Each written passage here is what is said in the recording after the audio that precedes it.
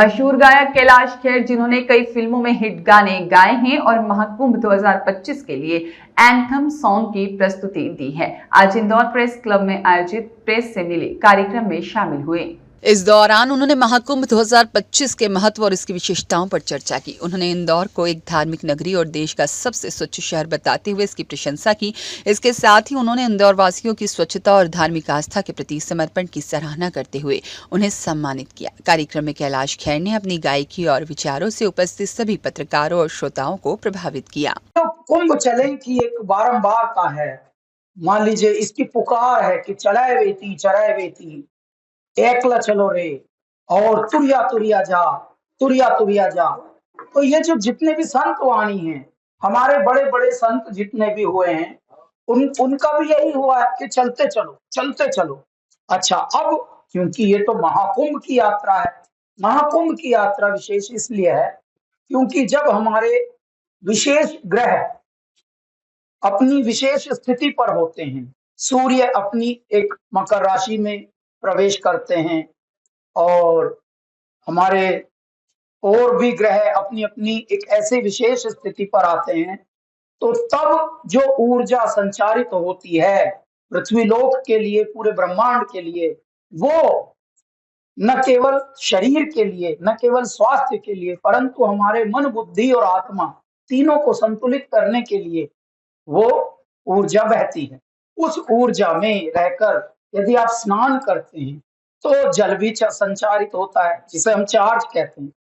यानी गंगा जी भी चार्ज हैं, जमुना जी भी चार्ज हैं। उसमें डुबकी लगाने मात्र से आप चार्ज हो जाते हैं।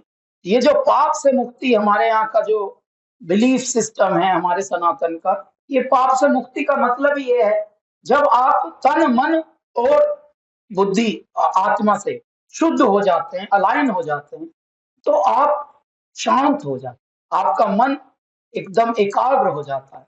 और एकाग्र जब होता है तब थोड़ी आप पाप करेंगे, तब आप पुण्य ही करेंगे।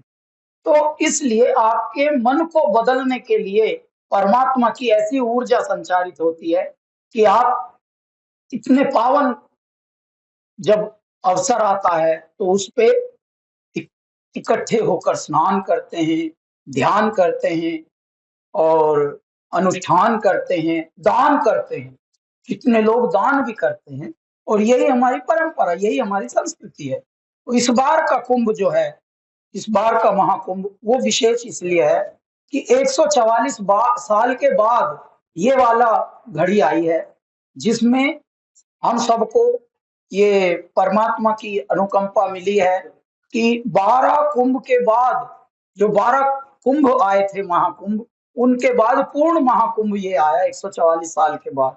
अब ये इस वाली जनरेशन के लिए, जो इसको दृष्टा बन के, साक्षी बनकर देख रहे हैं, उनके लिए ये वाला कुंभ फर्स्ट और लास्ट, यानी प्रथम और अंतिम, ये कुंभ होगा।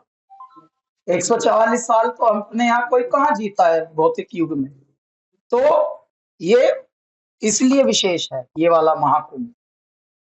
तो ऐसे में ऐ मेरे भारतवासियों, हर किसी को कुंभ जाना चाहिए, कुंभ का लाभ लेना चाहिए। उस खंड में, तीर्थराज प्रयागराज में, वहां की मिट्टी में अपने आप को प्रणाम करके और उसके बाद अपने कृत्यों में, अपने सत्यों में, पुरुषार्थ में, परमार्थ में प्रगति करनी चाहिए।